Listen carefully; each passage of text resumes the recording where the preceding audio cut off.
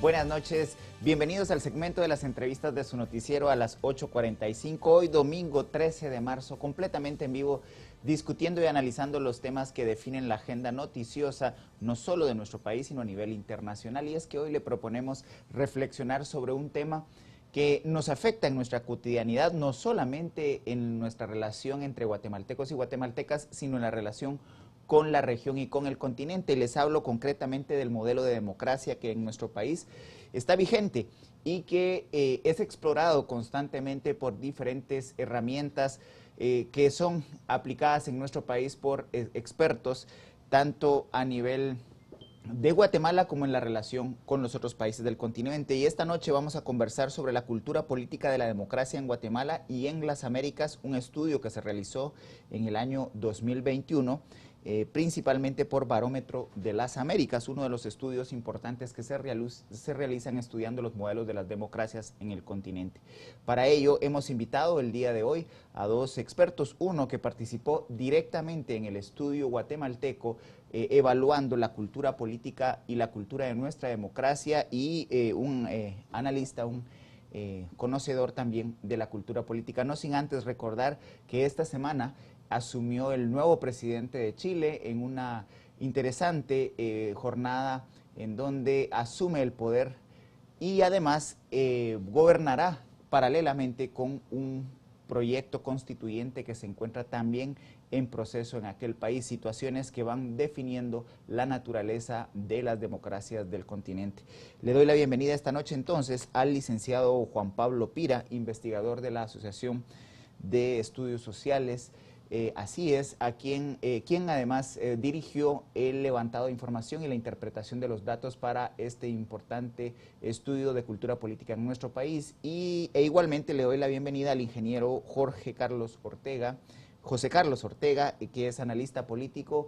A ambos el agradecimiento por acompañarnos en domingo. Muy buenas noches. Muy buenas noches, Cristian. Buenas noches, Juan Pablo, y a la teleaudiencia. Buenas noches, José Carlos. Iniciaríamos, licenciado Pira, con usted, refiriendo los principales resultados y los elementos que considere que son más importantes para que nuestra audiencia entre en contexto respecto de este estudio, que además presenta una serie histórica. Se ha venido realizando desde el año 2004. ¿Esto es correcto, ingeniero Pira? En efecto, el estudio se ha realizado desde 2004 con comparación a todos los demás países del hemisferio. Exceptuando Cuba y algunas de las islas pequeñas del Caribe, por ejemplo, las islas ABC no participan. Para Guatemala la serie es mucho más larga. De hecho, contamos con serie desde 1993, pero no hay posibilidad de comparación con todos los demás. Tal vez los primeros resultados importantes que hay que destacar es en cuanto a qué tan democrática es Guatemala. Si miramos los índices de democracia de The Economist o de Freedom House, básicamente estamos hasta el fondo, y los únicos que no están por encima de Guatemala serían Cuba, Nicaragua y Venezuela. Cuando hablamos aquí de una democracia, no estamos hablando únicamente de votar. O sea, esto es una condición mínima. Estamos hablando de que exista libertad de votar y de poder ser electo para cargos públicos, que existan elecciones libres e imparciales con oposición real, que haya libertad de asociación, de expresión y de información, y que las decisiones sean tomadas por autoridades electas. Esto requiere un Estado de Derecho fuerte, igualdad ante la ley, independencia judicial y un sistema efectivo de pesos y contrapesos. Tal vez algunas de las cosas importantes es que el apoyo a la democracia en Guatemala es uno de los más bajos que hay en el hemisferio. No es una novedad. De hecho, llevamos más o menos 3 mediciones donde solo cerca de la mitad de los guatemaltecos apoyan la democracia. Y el otro juego de resultados importantes están relacionados con la corrupción.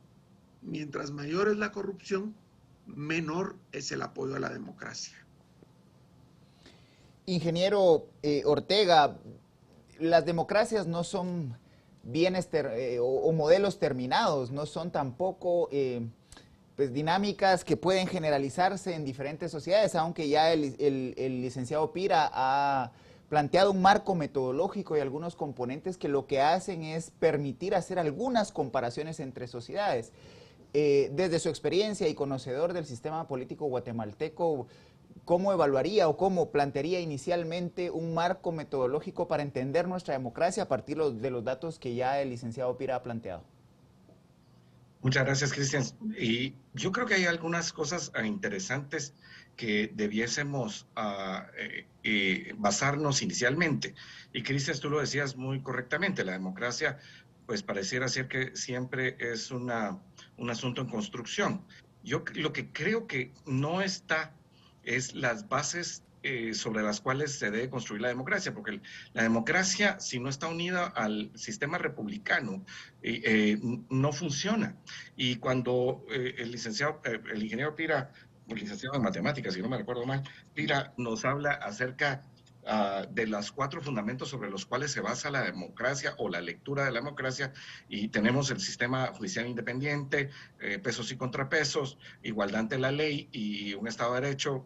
Creo que alguno de ellos no lo dije correctamente, pero las bases, los pilares del sistema republicano sobre el cual se debe construir el sistema democrático, yo creo que ese es nuestro gran atraso, o sea, nuestra gran brecha, y donde inicialmente no hemos construido correctamente.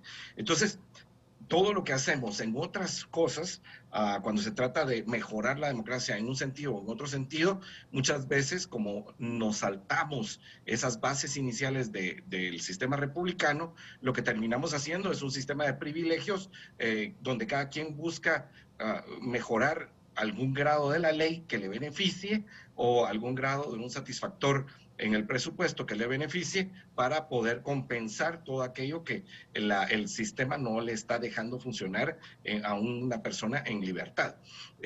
Esa creo yo que es la gran brecha, y que pues estudios como este nos deben hacer reflexionar, porque sí, o sea, hay una gran preocupación. Yo del estudio que nos ha presentado Así Es pues la POP, no sé cómo se llama la asociación exactamente, pero este indicador es de democracia. Lo que puedo decir correctamente es uh, hay una preocupación importante en todos los indicadores, pero sobre todo en el sistema de justicia. Y yo creo que ese es el talón de Aquiles que tenemos, y que se nos olvida muchísimas veces seguir apuntando a él. Vamos a ir analizando etapa por etapa de este estudio de opinión, y tal vez la primera parte que llama la atención, licenciado Pira, es el tema del apoyo a la idea de la democracia y la satisfacción con la democracia de los entrevistados, de los encuestados. Y esto contrasta radicalmente, licenciado, con los últimos índices de votación en las últimas 3 elecciones. En la elección del 2015 llegamos hasta casi un 70% de participación de los que estaban empadronados, es decir, hemos tenido desde el 2011 al 2019 los más altos índices de votaciones, aclarando, claro, que la democracia no son solo elecciones. ¿Cómo entendemos este contraste entre el apoyo bajo y la satisfacción con la democracia y la alta participación electoral?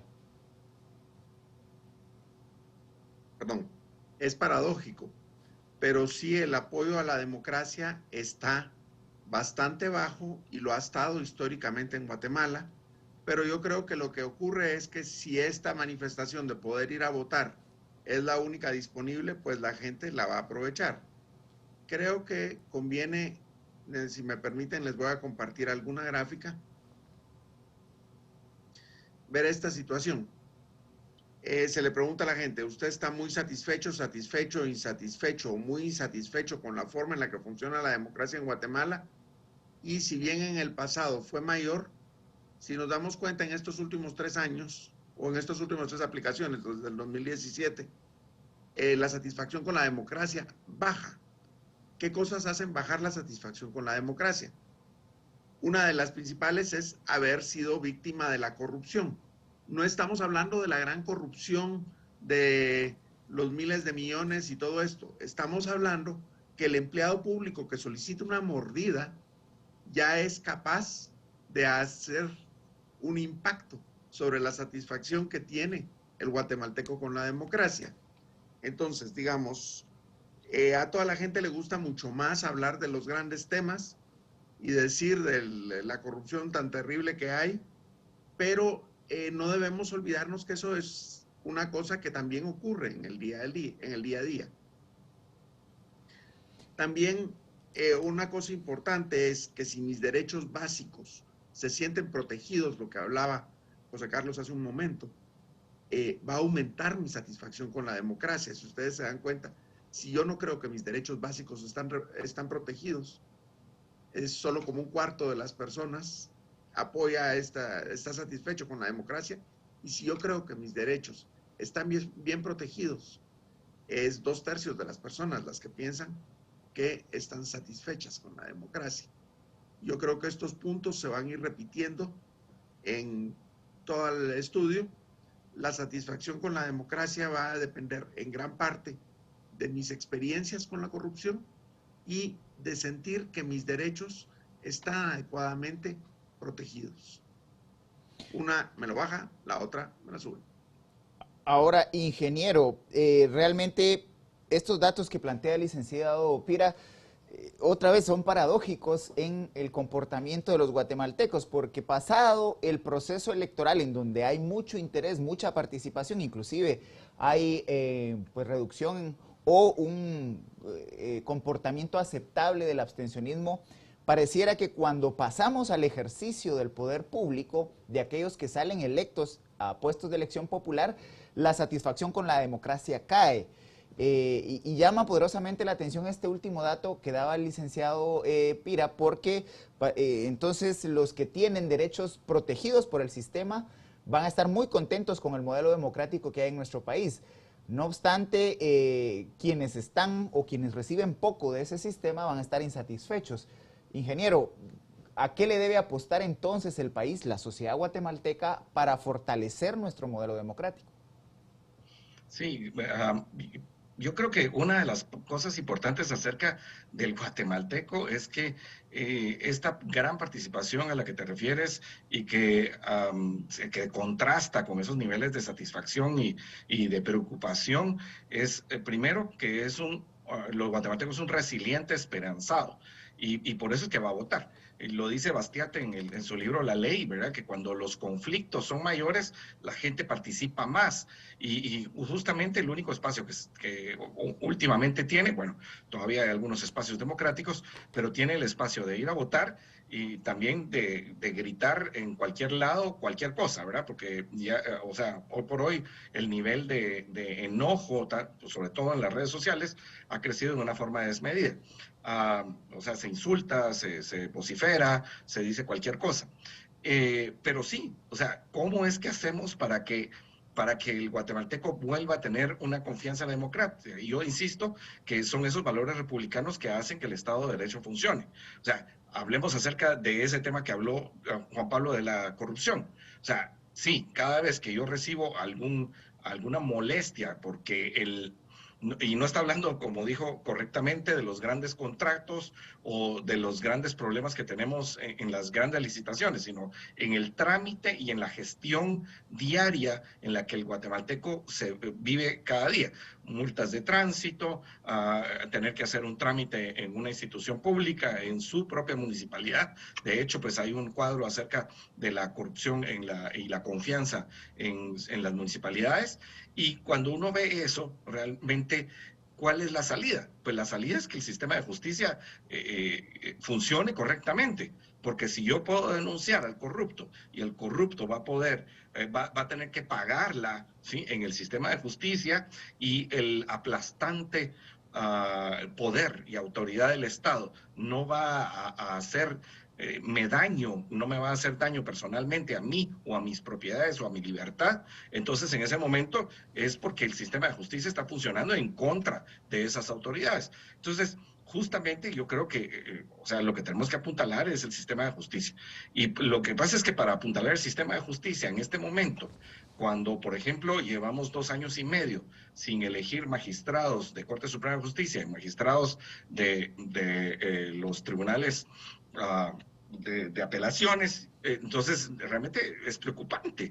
Deberíamos estar enfocados en eso. O sea, pero vemos marchas hoy, ayer, por cosas que tal vez son menos importantes. Si tuviéramos una marcha diaria porque se elijan estos y después por cambiar el sistema en que son electos o por lo menos cambiar la forma en que elegimos a nuestros representantes. Porque si nosotros elegimos representantes en el Congreso, que son los encargados de elegir a los magistrados de otra manera, entonces van a tener que dar cuentas. Y en este momento no están dando cuentas. Tenemos que cambiar ese sistema. Nos tenemos que basar en dos hechos importantes. Yo creo que el sistema de justicia es vital para que este país funcione y el otro es el sistema electoral. Son los dos pilares sobre los cuales deberíamos estar construyendo y discutiendo todos los días para mejorar el desarrollo de nuestro país, no solo la democracia, sino que el desarrollo integral de cada uno de los guatemaltecos. Licenciado Pira, el ingeniero Ortega pone sobre la mesa un tema central de el malestar de los guatemaltecos respecto de lo que tenemos como democracia o los productos de la democracia, que son los representantes ante el organismo legislativo. ¿Podemos, por favor, en este momento saltarnos al componente 3? Esto porque el ingeniero lo ha introducido ya al debate. Cuando se explora cuánto los guatemaltecos estarían dispuestos a apoyar un modelo autoritario. Y estos datos que refleja el estudio son preocupantes, sobre todo cuando identificamos que hay una gran cantidad de guatemaltecos que estarían de acuerdo con un golpe de Estado y además hay igualmente un número alto de guatemaltecos que estarían dispuestos a que el Ejecutivo, el organismo ejecutivo, pudiera gobernar sin Congreso durante una crisis. ¿Podría, por favor, licenciado Pira, ilustrarnos sobre los resultados de estos dos elementos, teniendo en cuenta, y esto lo vamos a discutir en el siguiente componente, que regímenes autoritarios tienden a limitar un derecho que exigen los guatemaltecos, que es la libertad de expresión? Bueno, aquí hay varias cosas que se levantaron juntas, miremos si puedo pasar por todas. La primera es esta de lo del golpe de Estado ejecutivo o la justificación de un golpe de Estado ante mucha corrupción. Yo creo que también esa cuestión de que el guatemalteco, hasta en un 51% en esta ocasión, piense que es justificable un golpe de Estado ante mucha corrupción, creo que también lo tenemos que ver a la luz del que estamos ante una población muy joven. Yo creo que los que nos acordamos qué es lo que pasa cuando hay un golpe de Estado, ya estamos alrededor de mi edad. Entonces, yo creo que también no se ha transmitido adecuadamente cuál es el riesgo.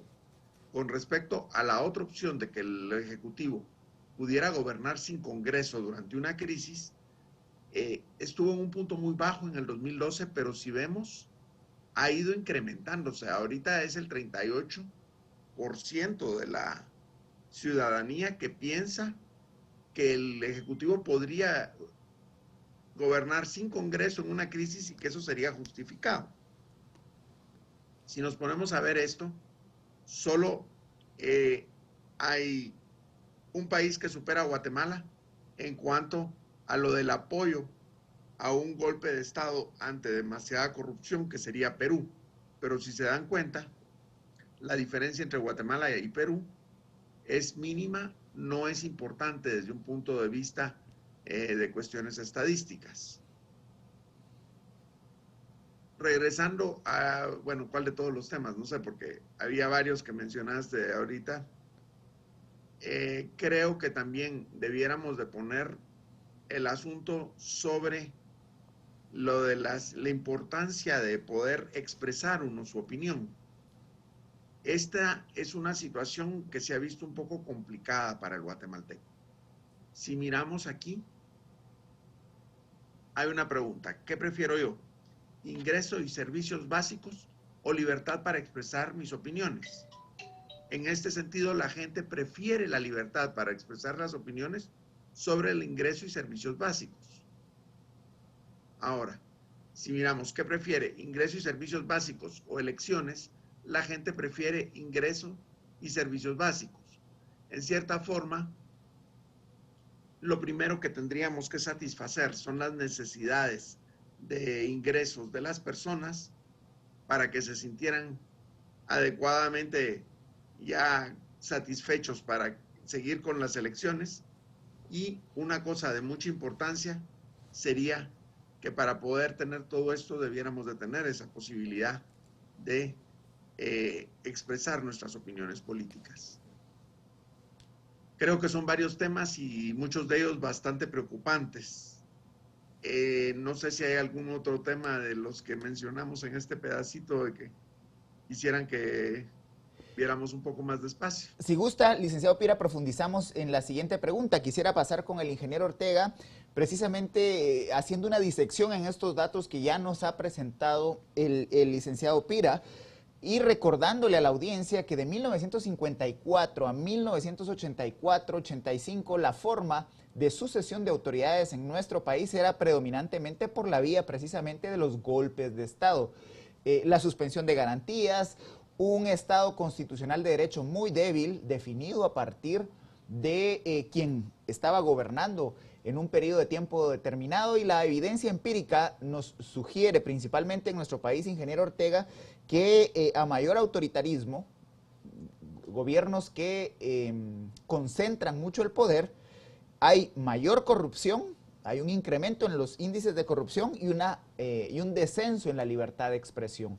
¿Cómo recordarle o cómo educar a las nuevas generaciones respecto de esta época que ya vivió el país y que a algunos no nos deja gratos recuerdos?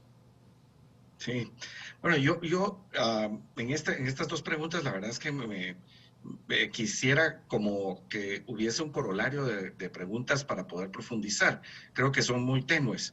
Yo creo que hay un desencanto en las elecciones. Primero voy a empezar por la segunda de las gráficas, donde habla acerca de prefiero un ingreso económico que las elecciones.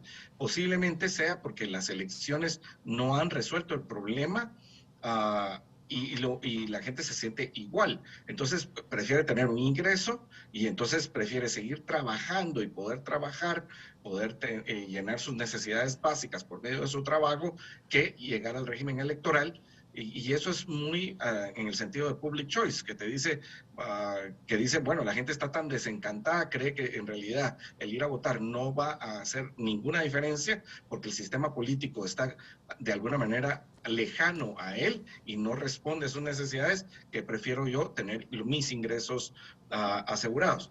Pero en la otra, que tiene que ver con la libertad, sí, yo creo que, o sea, si a mí me dicen, por supuesto que uno se preocupa si no tuviera los ingresos adecuados, pero pareciera ser que la preocupación más importante es que si no tengo libertad no voy a poder hacer todo lo demás. Y tiene ejemplos cercanos, ¿verdad? Tiene ejemplos cercanos de que cuando se pierde la libertad tampoco va a poder hacer sus otras, va a poder funcionar económicamente. Y claro, lo que no se recuerda es que en los regímenes dictatoriales, y eso pues no se necesita recordarse uno para saberlo, o sea, la historia no lo dice, nos lo dicen los ejemplos en otros países donde se está viviendo tales situaciones, para darse cuenta que no se llenan las necesidades básicas cuando no hay libertad de expresión y cuando no hay elecciones donde haya un intercambio de poder, porque hay que recordarse que en ese periodo que tú mencionabas hubo elecciones. Lo que pasa es que la transición era para los mismos, o sea, había fraudes electorales, como sabemos. Entonces, eso por un lado. Y por el otro lado está la otra en cuanto al desencanto o sea, espero un golpe de Estado. Y ese golpe de Estado, yo siento, está el dicho ese famoso de que los golpes, bueno, que los esposos son como los aguacates, que a veces salen buenos, a veces salen malos. Yo creo que esto es como los aguacates que ya están en el suelo. O sea, solo uno puede salir bueno de 100. Entonces, los dictadores no salen buenos. Los dictadores siempre van a abusar, porque el poder corrompe y el poder absoluto corrompe absolutamente. O sea, aquel que tiene más poder del que en un sistema jurídico, un Estado de Derecho, donde hay pesos y contrapesos, donde está limitado el poder del gobernante, en ese lugar, ¿sí? donde no existe esa limitación del gobernante, este va a abusar y va a abusar en todas las áreas que pueda. Y eso es lo que hemos vivido nosotros durante los años, no solamente dictatoriales, sino cuando se ejerce el poder central sobre el Ejecutivo, el Legislativo, el Judicial y la Corte de Constitucionalidad. Entonces eso es peligroso. Lo vemos en nuestras vecindades, lo vemos en Nicaragua, y tal vez uno puede explicar esa tendencia de las juventudes hacia regímenes dictatoriales cuando uno ve a Nayib Bukele con toda la parafernalia de su sistema de comunicación diciendo que le está yendo bien en todo. Y cuando sabemos que económicamente no le está yendo bien. Ahora, y por eso es que sale con estas sus ideas acerca del Bitcoin, etcétera, y es porque es un escape de todas las cosas que está haciendo mal económicamente, aunque obviamente en algunos otros momentos, como por ejemplo en lo de la salud, pues la gente se siente satisfecha. Entonces tiende a decir, bueno, si se está pasando bien allá con la comunicación que tenemos de ese régimen, entonces, ¿por qué no lo podemos tener aquí? Pero se les recuerda que solamente un país de por medio después, en Nicaragua, donde todo sale mal. Ahí todo sale mal. O sea, elecciones, sistema económico, libertad de expresión, libertad de reunión y ahora hasta la libertad de conciencia y de credo y de fe. Entonces, los sistemas dictatoriales no sirven y eso es algo a lo que sí nos deberíamos de dedicar continuamente a recordar. Pero no es bajo solo el sistema democrático, sino que es ese sistema democrático que está basado en la República. Y la República tiene ese Estado de Derecho, ese sistema judicial independiente, los pesos y contrapesos que no se rebasan y pues la igualdad ante la ley de todas las personas. Licenciado Piedra, ¿podría por favor matizarnos esta pregunta y los resultados obtenidos respecto de quienes eligen la libertad de expresión sobre la seguridad económica? ¿Habría la posibilidad de disgregar quiénes son los que prefieren la libertad sobre los ingresos y los servicios básicos, teniendo en cuenta que en nuestro país más del 60% de la población vive bajo líneas de pobreza y espera en alguna medida del Estado una atención subsidiaria? ¿Hay posibilidades de tener esa diferenciación de quienes pues ponen unos derechos por encima de los otros? Bueno, sí sería posible. No la tengo a mano, pero digamos, las bases de datos de los estudios del APOP siempre han sido públicas. Si a alguno de ustedes le interesa hacerlo por su cuenta, la base de datos está disponible y podría hacer el cruce. De entrada, sí tenemos que obviamente las preocupaciones por los ingresos básicos son más fuertes entre aquellos que no los cuentan. Entonces, si estas personas no tienen un ingreso básico, por supuesto que van a preferir un ingreso más saneado a cuestiones propias de democracia.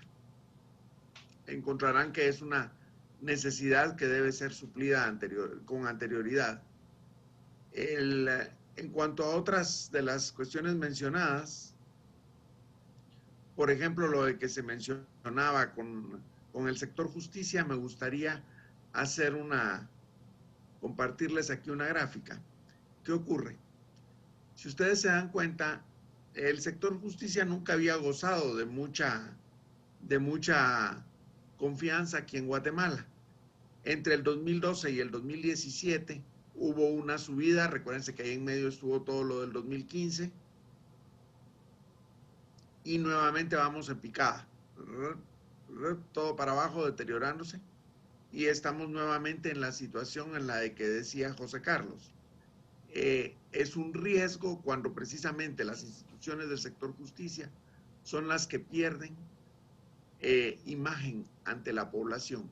Cuando la población ya no confía mucho en ellas, es cuando se pone más en crisis la situación de nuestro país. Ingeniero Ortega, y le pediría al licenciado si nos hiciera el favor de ponernos también en pantalla la gráfica que muestra el declive en el apoyo a las elecciones, que es otro dato importante que se suma a esa pérdida de credibilidad en las instituciones de justicia. Ingeniero Ortega, los más jóvenes, ha dicho usted, son los que tienden a querer salidas más rápidas, más inmediatas y por ello confían más en el autoritarismo. Esto también se está expresando en el apoyo a las instituciones de justicia y en la pérdida de credibilidad en las instituciones de justicia y en las elecciones, que además se refleja en el bajo nivel de empadronamiento de los segmentos más jóvenes de nuestra sociedad, ingeniero. Sí, eso indudablemente es preocupante. Cuando solamente una persona de cada tres confía en las elecciones como el método democrático de cambio de autoridades, la verdad es que estamos en momentos preocupantes. Y que nunca ha sido muy alto tampoco, ¿verdad? Es que ese es el final. Yo creo que una de las grandes conclusiones que el estudio debe reflejar es que nunca hemos estado en un momento en que podamos decir, es que teníamos una gran democracia. Y yo por eso regreso a las bases. O sea, cuando no tienes las bases, los fundamentos que son el sistema republicano bien construido, entonces todo lo que construyes después siempre está endeble. Es como que un edificio, los cimientos no estén bien, entonces empieza a torcer. Y pues aquí no estamos para hacer torres de Pisa en la democracia, porque aquí sí se caen. Y entonces el punto tiene que ver con que uno de cada tres uno de cada tres confía, o sea, dos desconfían. Y tiene que ver con la experiencia, porque ahí sí no son solo los jóvenes.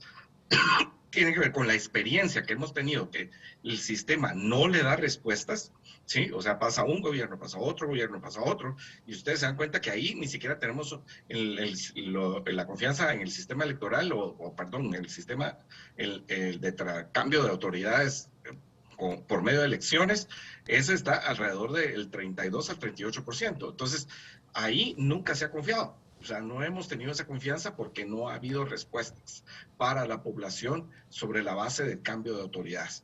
Y eso realmente es preocupante. O sea, yo tengo una hipótesis que ojalá algún día el licenciado Pira la pudiésemos trabajar, y es que aquí no tenemos una repetición de un partido político gobernando, porque en Guatemala la gente, como en cualquier país del mundo, no es tonta. Y como no es tonta, o sea, cuando quiere repetir un gobierno o el mismo partido político, se recuerda perfectamente de la corrupción que ha habido en ese gobierno y no lo repite porque está harto y está hastiado de que quiera seguir, pues al final no recibiendo los beneficios de un Estado que pueda responder a sus necesidades básicas. Y esas necesidades son, o sea, cuidar sus derechos individuales, vida, libertad, propiedad, y que sobre esa base él pueda tomar su destino, trabajar y poder suplir para su familia en una democracia que cuide sus libertades. Licenciado Pira, cerramos con usted, nos hemos quedado sin tiempo, pero es importante conocer qué nos explican estos datos, cuáles son las conclusiones de los expertos, de ustedes, los expertos que han hecho el estudio, y algunas recomendaciones al modelo de la democracia en Guatemala. Bueno, lo primero que creo que hay que resaltar es que una de las mayores amenazas a la democracia es precisamente la corrupción. La corrupción hace bajar el apoyo a la democracia, hace bajar la confianza en las elecciones, hace disminuir el apoyo a distintas instituciones. En general, es más o menos lo peor que nos puede pasar, que la percepción de corrupción siga generalizándose. La otra cosa es que, de hecho, el miércoles vamos a tener, para hablar de este tema, a las 10 de la mañana en un chat en Así Es, al que están invitados. Esto también tiene implicaciones sobre el otro gran tema que está de moda, el de la migración. Entonces, vamos a ver que también las mismas presiones de que hacen que uno se desencante de la democracia, también lo llevan a uno a desencantarse del país y finalmente a migrar. Si ustedes quieren acceder al estudio, está disponible en la página de Así Es, en forma completa. Muchísimas gracias a ambos por haber tomado esta comunicación, haber trasladado a nuestra audiencia las reflexiones de nuestro modelo democrático, pero sobre todo la importancia de educar a las nuevas generaciones para seguir desarrollando la democracia que tenemos. Muchas gracias a ambos, muy buenas noches. Muchas gracias. Buenas noches a todos. Muchas gracias. Buena semana. A usted que nos acompaña, como ya el ingeniero Ortega ha planteado, le deseamos un exitoso inicio de semana, una semana que cada vez nos aproxima más a la semana mayor de la Cuaresma, así que es importante apostarle en estas semanas a ese espacio de productividad, de creatividad y de desarrollo personal, no sin antes decirle que es importante apostarle también a la educación de los más jóvenes para valorar esta democracia que tenemos y los elementos que debemos seguir modificando para que sea cada vez más funcional. Muy buenas noches y le invitamos a que mañana muy temprano se informe con los noticieros de Canal Antiguo.